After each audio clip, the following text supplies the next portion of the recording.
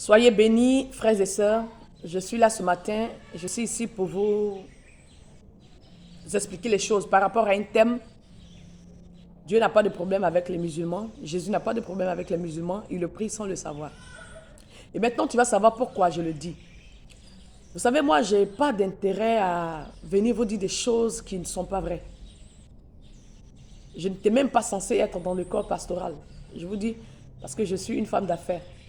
Et j'avais mes 6 activités à gérer avant que le Seigneur me prenne de force. Et j'ai refusé, je n'ai pas voulu vraiment être dans ce corps-là. Il a fallu que, pour finir, c'était très terrible. Et pour finir, le Seigneur m'a fait passer l'enlèvement. Et après l'enlèvement, j'ai décidé de... À l'enlèvement, je suis restée.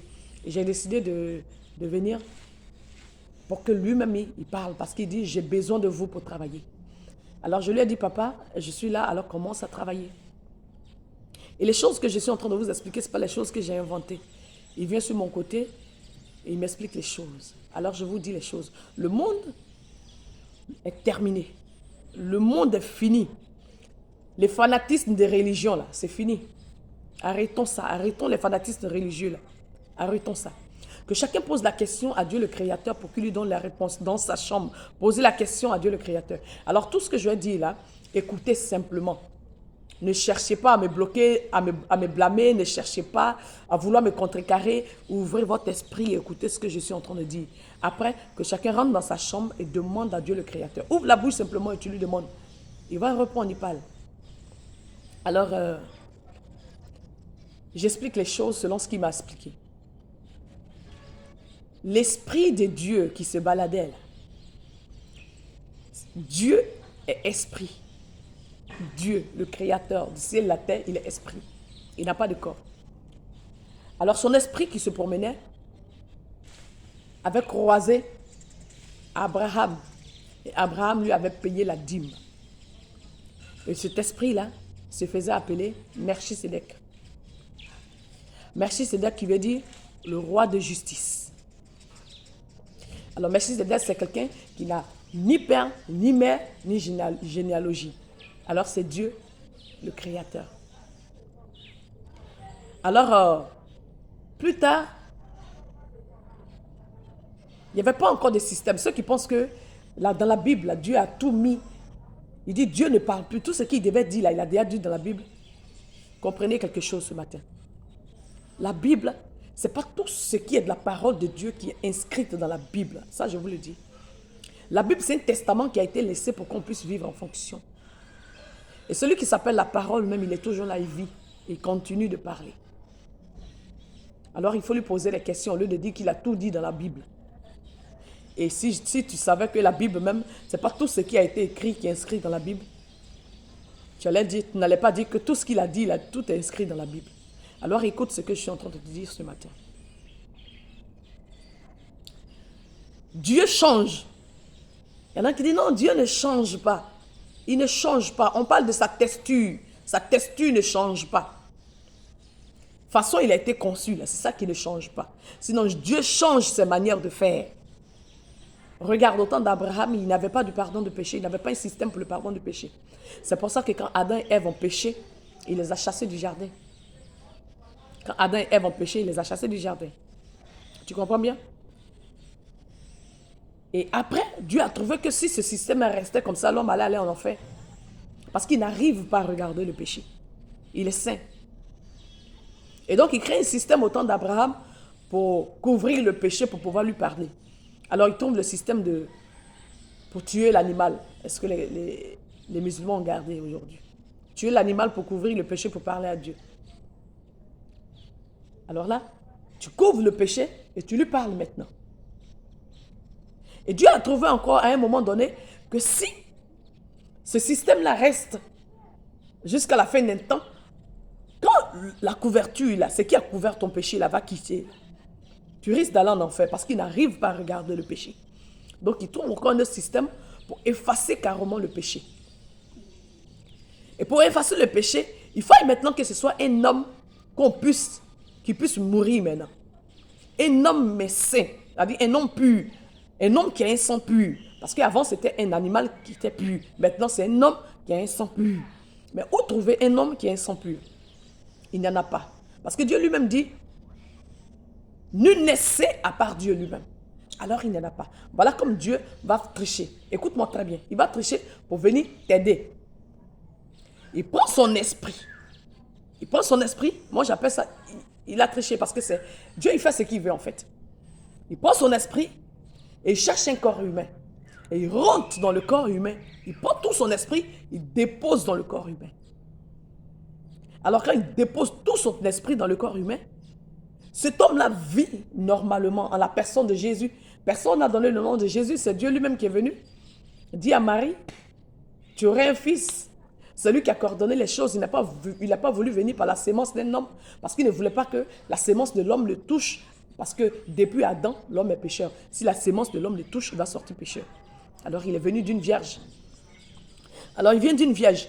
Il vit comme un homme normal, parce que c'est un homme normal qui doit mourir, mais un homme normal saint. Pourtant, il n'y a pas d'homme normal saint. Alors il vit normalement comme un homme.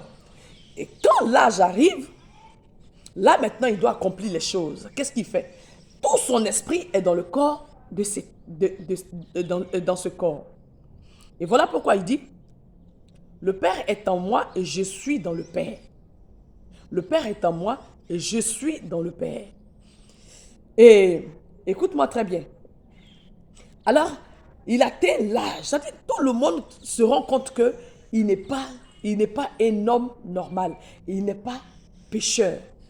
Tous les livres saints témoignent qu'il n'a jamais péché. Tous les livres saints témoignent que Jésus n'a jamais péché. Pourtant, Dieu dit, nul n'est saint à part Dieu lui-même. Et les livres saints témoignent que Jésus n'a jamais péché. Et Jésus a été dur envers lui-même, si tu comprends bien, il a été dur envers lui-même. Il dit, Moïse dit que quand tu commets l'adultère, tu as péché. Mais moi je dis, en pensée seulement, tu as commis l'acte. Tu vois comme il a été dur envers lui-même? Pourtant Jésus était tout le temps avec la prostituée. Vous savez, la prostituée, elle, c'est leur manière de parler même, c'est pour séduire. Leur manière de parler, leur manière de faire, tout est pour séduire. Les prostituées, c'est comme ça. Alors Jésus était tout le temps avec la prostituée. Même sur le puits, il était avec la prostituée. Il parlait avec elle. Et les gens pensaient qu'il y avait quelque chose entre les deux quand les deux se regardaient. Les gens pensaient qu'il était en train de la draguer. Ses disciples sont venus, ils ont cru qu'il était en train de la draguer parce qu'elle était en train de parler avec une stratégie de séduction. Et Jésus était comme ça, il la regardait avec beaucoup d'amour. Et quand les gens ont vu, ils ont dit, ça là, c'est pas normal. Mais pourquoi tout ce temps-là, tout ce qui s'est passé là, Jésus a été déclaré saint? Pourquoi, à ton avis? Donc, attends, il n'a jamais péché? Son esprit, là, n'a jamais pensé à quelque chose de mauvais? Hein? Étant un homme, sans Dieu dans son corps, il n'a jamais pensé à ça. Mais pourquoi il est déclaré saint? C'est parce que Jésus n'a jamais été un homme, je te le dis. Alors même si Jésus crache, on va te dire que c'est un crachat saint. S'il a regardé quelqu'un avec amour, c'est un amour saint. Tout ce que Jésus fera sera saint parce qu'il n'est pas un homme. Et à la croix, regarde un peu. L'esprit qui sillonnait là, qui se fait appeler Yahweh, celui que les musulmans appellent Allah, l'esprit là. L'esprit de Dieu qui sillonne, l'esprit là, se fait appeler Père. Et le corps qu'il a choisi se fait appeler Fils. Alors quand il est à la croix et qu'il est en train de se vider de son sang, il lève la tête et il dit, l'esprit ne meurt pas. Il faut que l'esprit reprenne sa place pour que le corps meure. Alors, l'esprit est en train de reprendre sa place. Le corps regarde l'esprit et le corps dit à l'esprit, Père, pourquoi m'as-tu abandonné? Parce que l'esprit est en train de reprendre sa place. Alors l'esprit monte. 3 jours après, l'esprit ressuscite le corps. Le corps, il fait monter le corps à lui. Et l'esprit reprend son corps et il rentre encore dans son corps et il est assis sur le trône. Voici pourquoi Jean dit dans Apocalypse, j'ai vu l'agneau assis au milieu du trône. L'agneau, c'est de Jésus qu'on parle quand on dit l'agneau. Il est assis au milieu du trône et il dit, je suis le roi de justice. Le roi de justice dont Melchisédek d'Abraham, celui à qui Abraham a payé la dîme, le même. Melchisédek. Et voilà pourquoi je vous dis ce matin, les musulmans prient Jésus sans le savoir. Alors que cette révélation-là habite le monde et que les gens comprennent les choses, que chacun rentre en lui-même et demande, Père, qui es-tu? Révèle-toi à moi. Dites ça, ça fait quoi? Depuis que Dieu se révèle à quelqu'un sur cette terre-là, depuis que Dieu décide de se révéler à quelqu'un, avec un corps humain, ce sera avec le corps de Jésus. Parce que c'est le seul corps humain qu'il a loué pour accomplir quelque chose. Le seul corps qu'il a utilisé pour accomplir quelque chose, c'est le corps de Jésus. Il a voulu que le sang coule. En lui, dans son esprit, il n'y a pas de sang. Voilà pourquoi il a utilisé un corps. Il a mis tout son esprit dans le corps. Et après, ils se sont séparés. Le corps est mort. Le corps s'est fait appeler fils. L'esprit s'est fait appeler père. Père, pourquoi m'as-tu abandonné? J'ai vu l'agneau assis au milieu du trône. Il dit, je suis le roi de justice. C'est l'agneau, Jésus. Il est assis au milieu du trône. Avec son esprit maintenant, le même esprit dans son corps. Et il est assis sur le trône. Et je te le dis, frère, Jésus m'a donné cette prière-là. Parce que je voulais le concret avant de le servir. Jésus m'a donné cette prière-là. La prière de l'esprit. Où je peux te faire entrer dans le royaume des dieux. Pour voir qui est assis sur le trône. Alors pour tous ceux qui ne croient pas, ouvrez votre esprit, soyez légers. Et vous pouvez m'appeler WhatsApp au 07 07 10 40 99. WhatsApp, je vous fais rentrer au paradis. Le paradis est ouvert. Le royaume des cieux est descendu. Le chrétien n'a pas besoin, ou l'enfant de Dieu n'a pas besoin de mourir avant de rentrer au paradis. Le royaume, le voile est déchiré. On peut rentrer, sortir. Paul était par moments au ciel. Tu peux rentrer au ciel, tu peux sortir. Mais tu ne peux pas rester là-bas pour le moment parce que le jugement n'a pas été encore fait. Donc tu vas, tu vois et tu reviens. Il y a beaucoup de témoignages où les gens sont rentrés au paradis ici et ils ont rendu témoignage. Le monde est terminé. Arrêtez les fanatismes religieux là. Arrêtez de lire les écrits parce que les écrits vous ont mélangé. Révélez-vous, comment on dit ça en français? Revenez au Créateur. Revenez à celui qui a fait le ciel et la terre. Il parle et il va vous parler. Et quand tu dis, Dieu, je veux te voir, tu verras qui va venir. Depuis nos parents, nos aïeux, nos ancêtres. Quelqu'un va prier pour voir Dieu. Et le jour que Dieu se révèle à lui, il dira, j'ai vu Jésus. Vous savez pourquoi? C'est parce que Dieu, le seul corps humain qu'il peut utiliser, c'est le corps de Jésus. Parce que c'est son corps là qu'il a utilisé.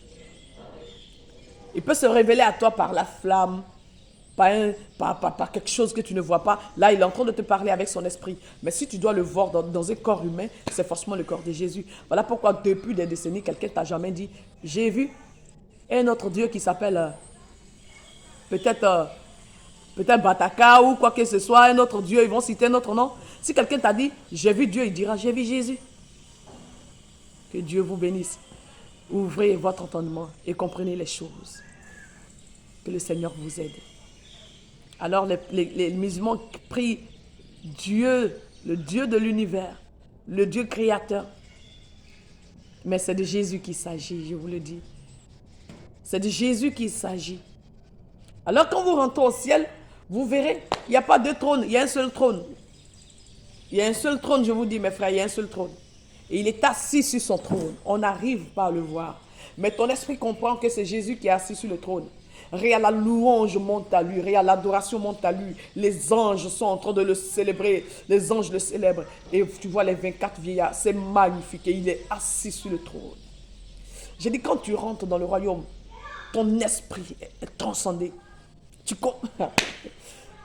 Mes frères, le monde est terminé. Restons dans la vérité. Demandez à Jésus ou demandez à Dieu le Créateur. Ne mentionnez même pas le nom Jésus. Demande à Dieu le Créateur. Dieu le Créateur, je vais te voir. Et tu verras qui tu verras. Et tu sauras pourquoi il dit le Père est en moi et je suis dans le Père. Arrêtez de lire même. Moi-même, je conseille aux gens de ne même plus lire les Écritures. Là, parce que c'est ce qui a mélangé le monde jusqu'à présent. Les Écritures n'ont pas été comprises. Toutes les Écritures, là, tout ce qui est écrit, là, oui, dans le Coran, dans la Bible, tout ça n'a pas été compris du tout.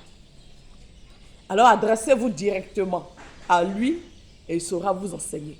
Que Dieu vous bénisse.